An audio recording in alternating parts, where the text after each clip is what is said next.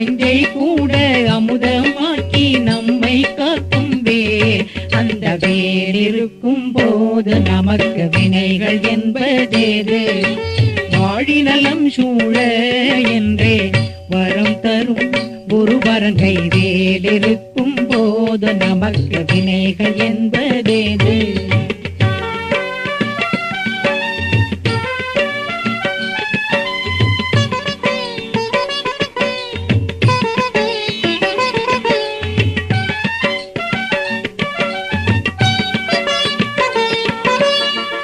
ஆணவத்தை வேறறுக்கும் திருத்தணிகை வேல், அராஜகத்தை சீரழிக்கும் தென்பழனி வேல்.